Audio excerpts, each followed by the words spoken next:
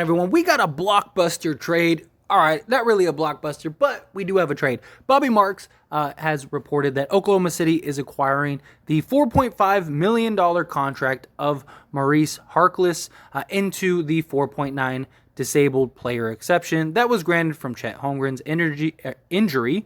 The DPE was granted last week. The Hawks will now go under the luxury tax. So this is basically the structure of the deal. Cap mechanics. Got OKC with the DPE, $4.9 million, and then you see Mo Harkless at $4.5. He's also an expiring contract, so that fits in perfectly, fits in beautifully. OKC could also move him or trade him or do something if they need to. They have some options there, and then also to just give the full breakdown, you can look at this one trade, but two separate parts. Atlanta is now $1.28 million below the tax, but have the flexibility to increase because of the $781K partially of Kurjic. Not really super familiar with him. OKC with 18 guaranteed contracts and pick up an additional draft asset. So they were able to get some small little assets. Here's the breakdown. Draft compensation to OKC 2029 second via Atlanta. The 2025 second from Atlanta was protected 31 to 55, has now been amended to 31-40. The pick will convey to OKC if 41 to 60. The 2025 second acquired from the 2020 Danilo Gallinari trade. So basically they just got a couple assets, worked out a deal, were able to take on Mo Harkless for Atlanta, so that way Atlanta could go under the salary cap, and OKC now has 18 guys, which I think is really interesting. And going to be curious to see how that all shapes up. But, nothing major, no really hugely significant trade, but it is something of significance because Mo Harkless is a guy that they could waive, could end up going to another team. Now, obviously, the whole Chet injury was very unfortunate for a very promising young OKC team, to be at the crossover, which turned out to be an absolute disaster and mess. It was really unfortunate. Especially to have guys like LeBron and stuff like that there. They end up having to call the game off in the second quarter. Just wasn't good. And then, you end up having Chet getting hurt during that whole process, is now out for the season. And so that's where OKC was able to get that exception for the disabled player, because Chet is not going to play this year. So he is actually going to sit for the year. And now OKC was able to make that deal. But Mo Harkless, he's a guy that they could really use on the team. Veteran presence, veteran leader, a guy that could really do a lot for this team. Play both sides of the ball, can also play multiple positions.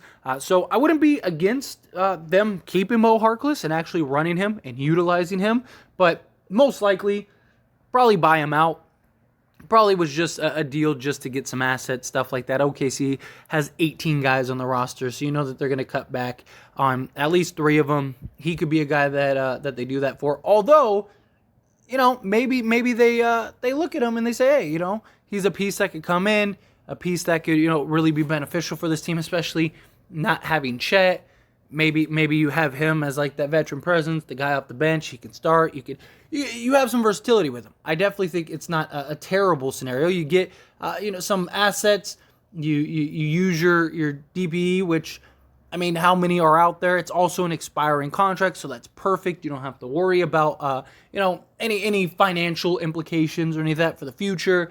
It's a huge win for OKC. It's a huge win for Atlanta, because Atlanta, they end up getting the cap or the salary relief, stay under the luxury tax, which is huge, which you want, so you don't have to pay all that crazy tax. And Atlanta is very good, so that'll be interesting too. But all in all, I thought this was a very fair trade. Thought it was a very interesting trade. That's why I wanted to talk about it.